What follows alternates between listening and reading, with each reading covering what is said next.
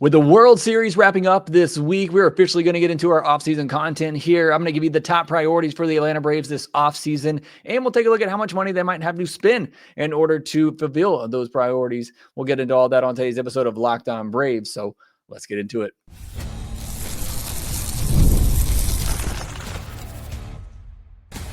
You are Locked On Braves, your daily Atlanta Braves podcast, part of the Locked On Podcast Network, your team every day. Hey, welcome back to Locked On Braves, part of Locked On Sports Atlanta, where we cover your favorite Atlanta sports teams each and every day. I'm your host, Jake Mastroianni. You can follow me on social media at Shortstop Ball. Check out the podcast there at LockedOn_Braves on X and Locked On Braves on Instagram. If you're new and you're watching this on YouTube, please do me a huge favor. Hit that thumbs up button, hit that subscribe button, and leave me a comment down below, as all those things help us here at Locked On Braves and help others find us here at Locked On Braves. Make sure if you're on the audio side, you leave a 5-star review on Apple, Spotify, or wherever you get your podcast. Thanks so much for making Locked On Braves your very first listen of each and every day.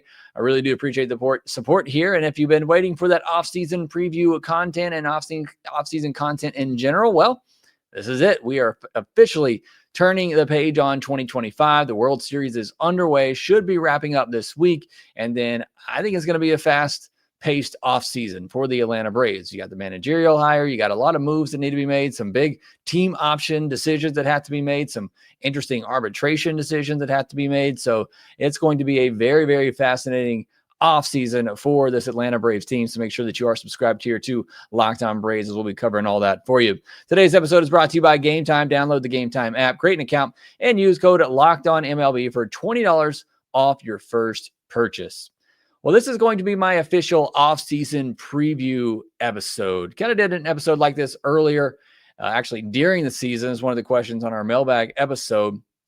But today I'm going to go into a little bit more detail. I'm also going to attempt to talk about the money and how much money the Braves might actually have to spend. But in the first segment here, I want to look at the priorities.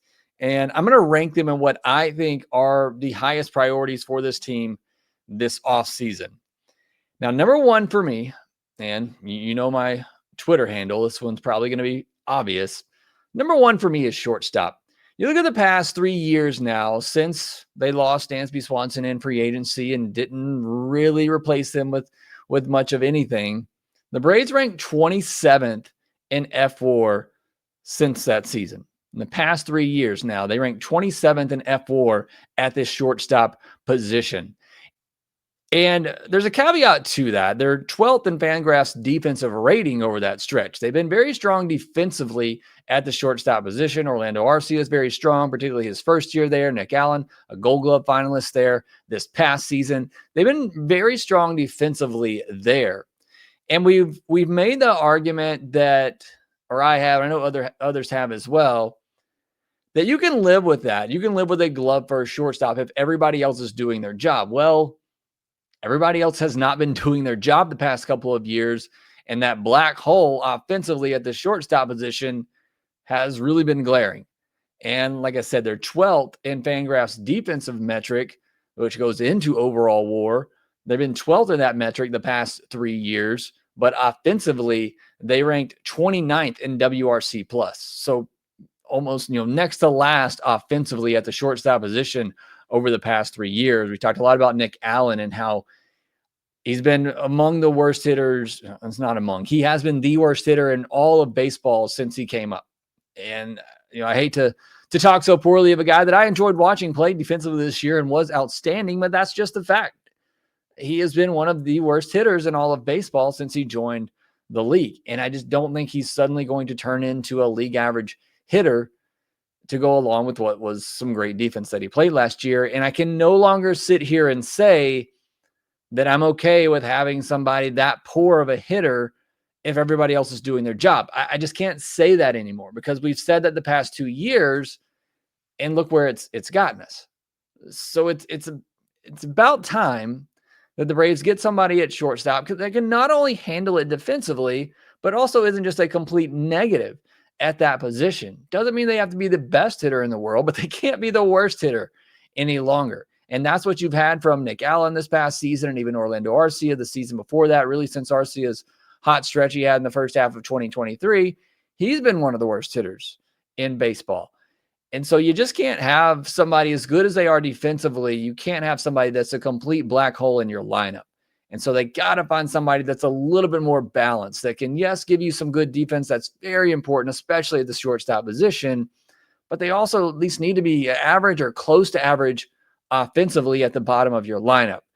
We're obviously holding our breath on the Ha-Seong Kim decision. He has a $16 million player option for 2026 that we're all crossing our fingers that he just decides to pick up coming off an injury-filled season, which look, the overall numbers aren't great. That's just how bad it's been for the Braves at shortstop that we really are hoping Kim picks up that option and can stay, or the Braves are able to work out some sort of extension for him, or if he goes to free agents, the Braves are able to somehow sign him. Problem is the shortstop class is so weak this offseason, with Bo Bichette being the only headliner name and many people not believing he's going to stick at shortstop long term. Ha-Seong Kim might be one of the best true shortstop options available this offseason, which will drive his market price up. And with who his agent is and Scott Boras, he's going to play that card if he can. So I'm not optimistic that Kim's going to pick up that option. And if it's not Kim, as we discussed on Friday's Mailbag podcast, it might be Nick Allen. And that's why I said on Friday's Mailbag episode, I think there's still a 30% chance that Nick Allen's your starting shortstop next year, because if they don't bring Kim back, I really don't know where you go unless they get creative in a trade somewhere. So shortstop is definitely priority number one for me. You got to find somebody that can give you something on both sides. That's obviously good defensively because it's so important at that position, but that can also at least give you league average production at the plate. I think that's imperative for this Braves team this season as you try, especially if you can find somebody to try to bridge the gap, because, maybe Alex Lodi's, his professional debut wasn't great, but maybe he's able to get there. Maybe he's out the scene, even though I think he's eventually going to move to center field. Maybe he's the guy. Maybe John Hill, can handle the shortstop position and he's the guy, but there's still nobody that you feel that confident in that is all that close at the moment. And in this year's upcoming draft, there are potentially five shortstops that could be available to the Braves in the first 10 picks. Obviously, it depends on where they pick, but there are some really good shortstops at the top of this upcoming class that, again, if you could find somebody like Kim or somebody else to try to bridge that gap to those guys, they just really need to find something more solid at the shortstop position where it's really been tough these past 3 seasons. So that's priority number one for me. Priority number two is the bullpen. We all knew going into last year there was going to be a lack of depth in the bullpen. The Braves were 25th in F4 among relief pitchers last year. It's a bit misleading. I didn't think it was that bad. They were 19th in ERA, so definitely weren't great. They were 9th in xERA, actually, but 15th in K per 9, 14th in walk per 9, 23rd in home runs per 9. That's probably why you see the big difference there between ERA and xERA. The Braves were just unfortunate with the reliever home runs. Some of that was Raisel Iglesias early on, hanging those sliders, giving up 7 home runs in the first half of the season, just 1 in the second half, though. But they were mostly a middle-of-the-pack rotation this past season. And you look at it, Pierce Johnson was fine. Dylan Lee was great in the first half, just kind of fine in the second half. Iggy was bad in the first half, great in the second half. Tyler Kinley was great after coming over. So there were some guys in that bullpen that throughout the year, you trusted for the most part, but it still felt like it was a bullpen that was just never fully there. There never was a time this season where, I wouldn't say never. I think there was a point earlier in the season where there were 2 or 3 guys I really kind of trusted, but there weren't a lot of moments throughout the season where it got to the seventh inning with a lead, and I felt very confident about the guys coming out of that bullpen. You look at Bummer's overall numbers last year, they were fine, but he was never really used in high leverage situations. And it was really just that lack of depth. You all can go back to opening day where Hector Neris is getting a clutch spot in the game. You had Scott Blewett moments. You had that Rafael Montero experiment. Daniel De Los Santos was getting a lot of high leverage spots in the middle of games early in the season. It just wasn't a lot of guys there that you felt were dependable, had that track record that you could go to, and it really cost the Braves some games. I don't think the bullpen was as bad as maybe a lot of people make it out to believe. Like I said, I think they were probably middle of the pack bullpen, but there definitely was a lack of depth that hurt them. And especially in the second half where you didn't have starters going very deep in the game, it really got exposed. So that's something you got to improve upon this year. Now, that said, there is a chance that the group you have right now is already a great bullpen. When you look at Pierce Johnson coming back, you have the $7 million option on him that I think will get picked up. Dylan Lee, Joe Jimenez coming back from injury, but although you don't know what that's going to look like, and then Tyler Kinley. That's 4 guys right there that you feel somewhat confident in to be a good part of your bullpen. You also have Aaron Bummer coming back. So that's 5 guys right there.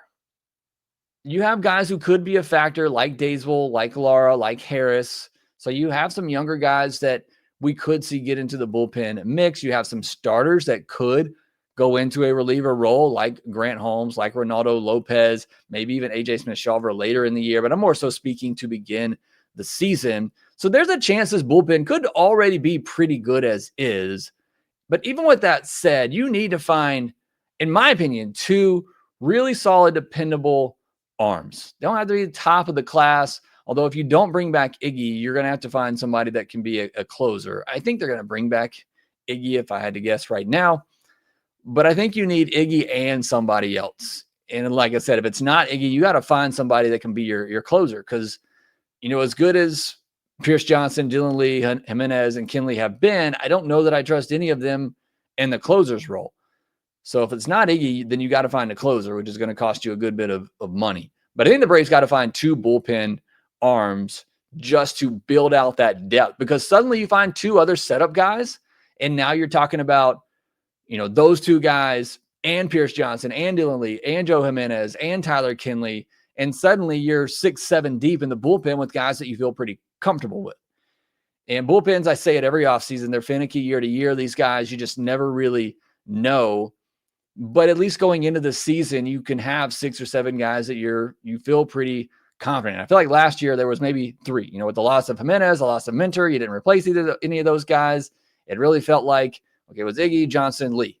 And that's really, and you were hoping that Daysville was going to be that guy. And that was really it. After that, there were a bunch of question marks. There were Hector Neris's, there were Angel De Los Santos's, there were Scott Blewitts, and guys of that like. So you got to do a better job going into next season of having a solidified bullpen from the start. And I think to do that, you got to find 2 solid relievers, 1 a closer this offseason. All right, those are my top 2, shortstop, bullpen. Those 2 things have to be top priority for me. I got 3 more that I want to get to on today's episode, and we'll jump back into those here next. The NBA season is back, and there's no better place to get in on the action than FanDuel, the official sports betting partner of the NBA. Even if you missed the start of the game or you want to ride the hot hand, FanDuel has live bets on everything from who will score next to fourth quarter comebacks. Plus, you can even combine your live bets into same game parlays for a shot at a bigger payout. It keeps every game more exciting, especially when your team's making that late push. You can go to FanDuel.com right now, see the World Series odds where the Dodgers are still heavy favorites after that Game 2 win to even the series back up. They got all kind of odds over there for the World Series you can see. You go over to the NBA tab, you can look at the championship odds over there. The Atlanta Hawks at plus 3,000. I think that's even lower than when the season began after their 1-2 start. Although they just played the team that has the best odds in Oklahoma City Thunder at plus 200. They're a pretty heavy favorite over the Denver Nuggets at plus 700. So I didn't even know. I just don't follow NBA a lot. I think apparently the Thunder won it all last year. So, but you can check all those odds out over at FanDuel.com. Also, make sure you visit FanDuel.com/playsafe for tools and resources to help you stay in control of the way you play. Right now, FanDuel is giving new customers $300 in bonus bets when your first $5 bet wins. So head to FanDuel.com to sign up and play your game with FanDuel, the official sports betting partner of the NBA. Thank you as always for making Locked On Braves your first listen of the day. Go check out Locked On MLB for your second listen. We'll get you caught up on everything happening in the World Series, and they'll be getting you ready for the offseason as well. I don't know how they do it over there, but they keep up with all teams, all 30 MLB teams. So make sure you subscribe to Locked On MLB. Make sure you subscribe here because, like I said, I'm beginning my offseason content this week. Tomorrow we plan, I always have to say probably in the offseason because of the Braves hire a manager or something happens, we'll obviously have to shift our focus. But I plan to tomorrow get into the shortstop market and who is going to be available. And we'll look at some, I give you my priority list here throughout this week. I'm going to tell you who of those positions that I would really like to target. And then I'll give you my ideal offseason later in the week as well. So make sure you subscribe here to Locked On Braves to get all that content. All right, let's finish out my top priorities list here. I said shortstop was number one. Bullpen times 2 was the second priority for me. I think you need 2 bullpen arms. And then number 3, and kind of similar to the bullpen, there's a chance the starting rotation is just really good from the jump next year.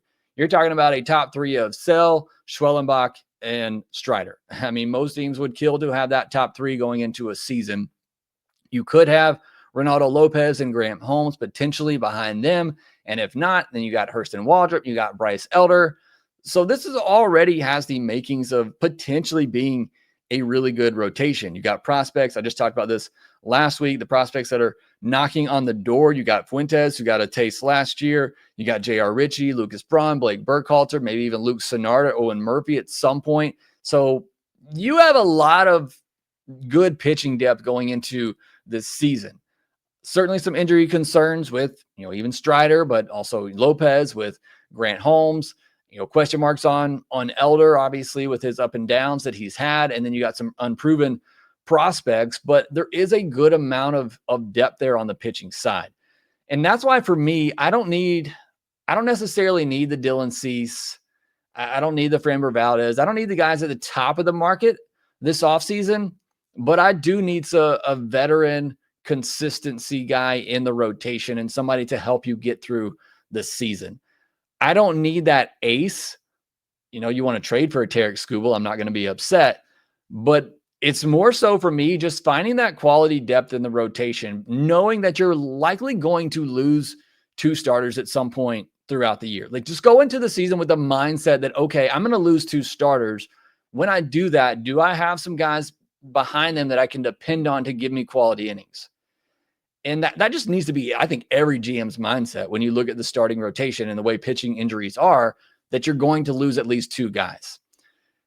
For me, I say, Holmes and Lopez are going to be in the rotation, and you think you already have a starting 5, get a 6, because you're going to want to, if Lopez and Holmes are in the rotation, you're going to want to limit those guys' innings. You're going to want to be careful with Chris Sale. You're going to want to be careful with Spencer Strider, Schwellenbach, who didn't throw a lot last year.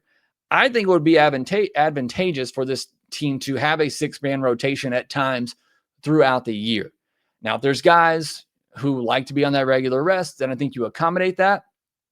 But I do think you need to look for opportunities to give guys extra rest, to go to a 6-man rotation when you can, if you have 6 guys that are throwing the ball well. So I think you look for a starting pitcher in free agency this year with a mindset that, hey, if we have 6 healthy guys that we trust, we're going to go with 6-man rotation this season. And so I think that's where you need to go with it, instead of, hey, we got 5, we're good.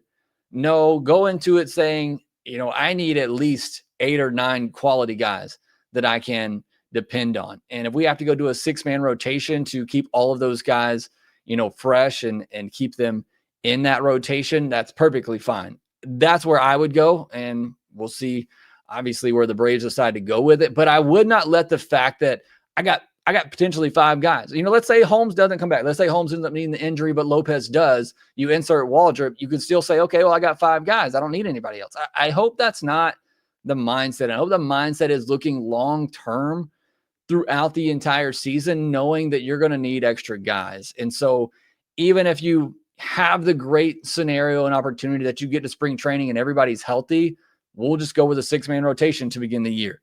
And then wait for that domino to fall. Wait for somebody to get injured, because it's going to happen. So I think building out some starting pitching depth with a quality veteran innings eater, I think is very important for the team this offseason. Number 4 for me is a big bat. If Kim's, I've said this so many times, I know you're probably tired of hearing me say it, but Kim's not that big bat. Let's say they do bring back Kim for shortstop. He is not that big bat. At his best, he is an average hitter. People are getting, I think, putting too many eggs in the Kim basket, that it's like this huge signing to spark the offense. It's just to get the shortstop position back to league average is what you're really trying to do with Kim. He is not the big bat for me, unless you actually go out and get Bo Bichette, who would be the shortstop and be the big bat. And I know there certainly are questions about him being the shortstop, although when I watch him play, he seems fine to me. They put him at second base in game 1 of the World Series. He made a great backhanded stop in the hole, essentially threw it from shortstop, with his momentum going the other way. He made a great play. A couple of times I watched him throughout the season last year. I thought he looked fine defensively. The metrics obviously don't love him. And again, that's a small sample size viewing for me. Either way, there has to be a bigger bat this offseason. As optimistic as I can be about Riley and Michael Harris and Ozzie bouncing back, I don't know. As I talked about in their previews from last season, or the recaps of last season and their previews for next year, I just don't know about those guys. They are going to have to prove it to me again at this point. But even as optimistic as I can be, I still need to have another big bat to help those guys out in case they don't get there. And I feel great about Ronald being a healthy run. I feel great about Matt Olson. I feel great about Drake Baldwin. I feel good about Jerickson Profar and getting a full season of him. That's a pretty solid top of your order, however you want to write it out. But I still need another big bat to supplement those guys and to prepare for the possibility that maybe Riley doesn't get all the way back. Maybe the injury still bothers him. Maybe another hand injury for Ozzie. He has a slow first half. Maybe Michael Harris continues to struggle and be the worst qualified hitter in baseball in the first half of the season. There has to be more insurance built in for that. And there is an opening at the DH spot. With Ozuna gone, you have an opening for a bat in your lineup. And I think the Braves have an opportunity here that they could pitch it as, hey, you could be our DH, but you're also going to play in the field and you're going to find other ways to be utilized. And I just think that's a smart way to go. I think ideally, you do get somebody that's not that full-time DH, unless it is Kyle Schwarber, which we talked about on Friday's podcast. So there's another pitch to go back and listen to that. But I do think another big bat is needed. And then fifth, and this is always fifth for me, but it's been hard for the Braves to fill this one the last couple of years because that DH spot has been so locked down. But I think they have the opportunity now this offseason to have a more fluid DH spot to possibly bring in some better depth. You have the chance now with that more fluid DH spot and with all the injuries you've had to pitch a guy on, you might not be the starter day one, but we're going to be able to find ways to get you into the lineup 2, 3, 4 times a week through the DH spot, giving a guy a rest. I think there's a little bit more of an opportunity to pitch that to free agents who are kind of fringe starters, but give you that veteran presence and are quality backups. I think ideally you have prospects who are at the higher levels that you feel more confident in, could be ready to step in case somebody gets hurt. But right now it's Nacho, which, was fine. He was okay. Definitely want to see, he's a little bit more power away, I think, from being a fringe starter at the big league level. Right now he is not, but he is, on the fringe of being a starter at the big league level. But outside of him, there's not really much there that you feel confident in. David McCabe maybe coming up. But again, I think he's a DH from what little I've seen from him defensively. He definitely can't play at third. And, Matt Olson's healthy. He's going to play every day. So there's just really nowhere to put him except for the DH spot.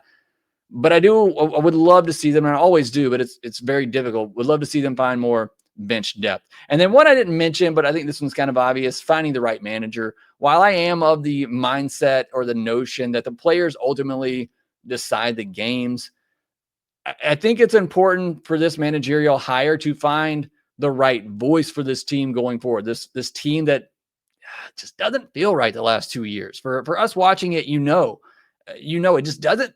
Something's not right about this team, about this clubhouse, and hasn't been the last 2 years. That energy, that passion, that drive just hasn't felt there. And part of that is just the injuries and, the lack of winning. But I think it's important to find that new voice for what the rest of the seasons look like with this core and for the type of team they're going to be going forward. So that managerial hire is obviously very, very important, along with the things that I mentioned. But let me know in the comments section below, what are your priorities? Next, try to get into the money really quick if we have some time. Also get into some of your comments. We'll wrap things up here next.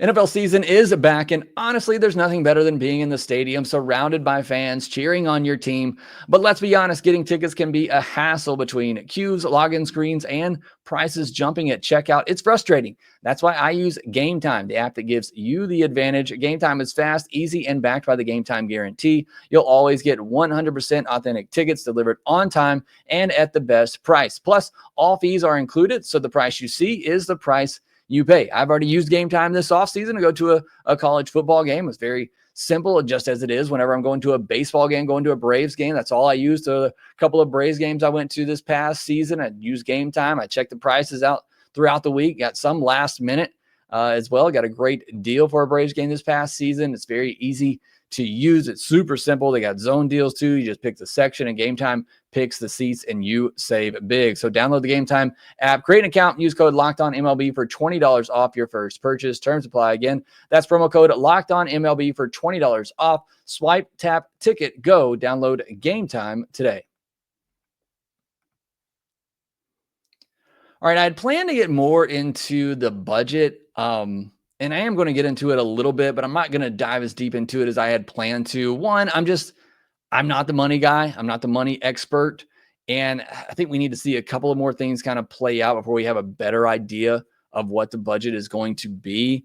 You look at guaranteed money right now, it's around 152 million. And you always have to, say around, because these are all kind of guesses a little bit, although with the guaranteed money, it's pretty simple, but I did do some rounding on some of these. But you're around 150 million right now in guaranteed contracts. You look at the likely options that are going to pick up. Those are around 38 million. That's not including Kim. So that already puts your total at 190 million for the 2026 total salary payroll. Not the luxury tax, but the payroll. And there's a difference in those two.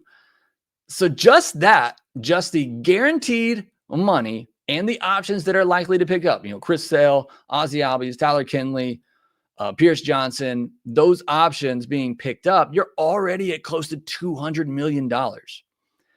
Arbitration could be a total of 17.2 million. There's some interesting names on there. There's only two that I feel completely confident that will get picked up. That is Dylan Lee, who's 1.9, and Eli White at 1.2. I think those guys are going to get picked up. Nick Allen's at like 1.5. I'm going to guess that I'm just going to guess around half the total. So I'm going to say 9 million gets picked up. So right there, you're at $200 million already in payroll for 2026. And then you got guys who are pre-arb eligible, can just kind of estimating around 7.5 million there. So you're already over $205 million for your 2026 total payroll. That's a lot of money already on the books, not guaranteed, obviously, with the team options and arbitration and all of that. But, what's likely to happen, you're already at 205 million.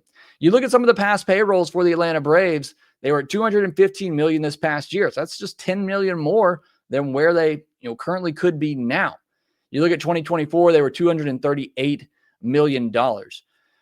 So again, that doesn't leave a ton of space if you're looking at it at just the salary, the payroll, which is what AA generally does look at. He says he has a number, he keeps that in mind, and even if they go over the tax, he just includes that money towards the tax into the total payroll.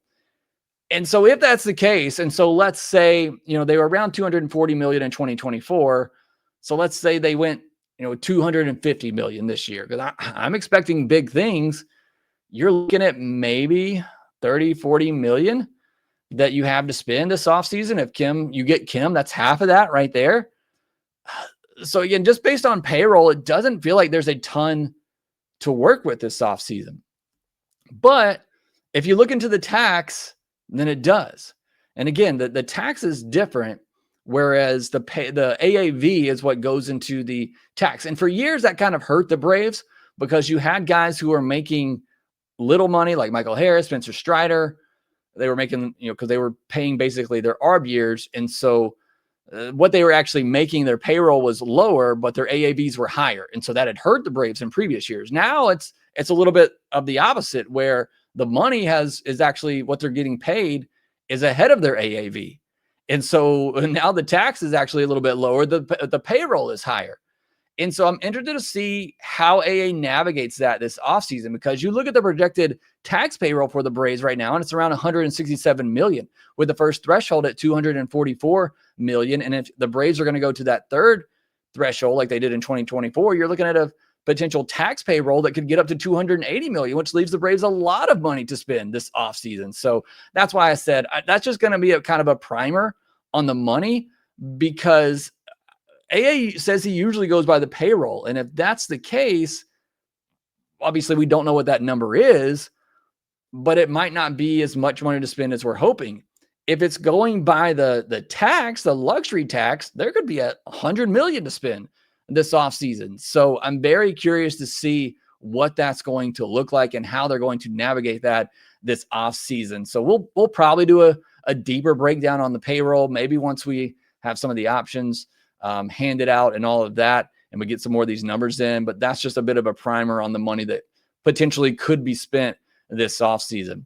But I want to get back into the conversation of priorities, because I asked you, how would you rank the priorities this offseason? Joey Milby says shortstop, playoff caliber starter, and pin. So I definitely agree on that. Caleb says it fully depends on Ha-Seong Kim. If they keep him, then starting pitcher, outfielder, and reliever. Matt Olsen-Burner says 1A is shortstop, 1B is a big bat, and then bullpen, closer, additional starting pitcher. So I don't know if I said this. I had it written out in my notes, but as I went through my priorities here, if I wasn't at least a little bit more optimistic in the lineup, and, Acuna being back fully healthy, Matt Olson, Profar, Baldwin being that top tier, and then hopefully a resurgence from Riley along with Michael Harris and Ozzie Albies standing up. If I wasn't at least a little bit optimistic in those guys, I probably would move the big bat to number 2 on my priorities list, because I do think it is that important. But I also think it's very important with pitcher injuries this day that you build out that depth in the bullpen and the rotation. But I can like I said, if I wasn't a little bit more optimistic in the offense, I'd be right there with Matt Olson's burner. I would have put shortstop 1, big bat 2, followed by bullpen, closer, and then starting pitcher. So definitely can agree with that. All right. Thank you so much for sending in your comments. Reading one here from Owen Ray, who puts number 1 is vibes. And that could be on the manager, and definitely needs some good vibes going into next season. Jeremy says starting pitcher, then shortstop. Big Dog Fan says shortstop, starting pitcher, relief pitcher. And Mike says health. Yeah, that would definitely be nice as well. All right. Thank you so much for joining me on today's episode. Make sure you hit that subscribe button, thumbs up button, leave me a comment down below, and make sure that you rate, review, and subscribe to the Locked On Braves podcast wherever you get your podcast. We will talk to you next time.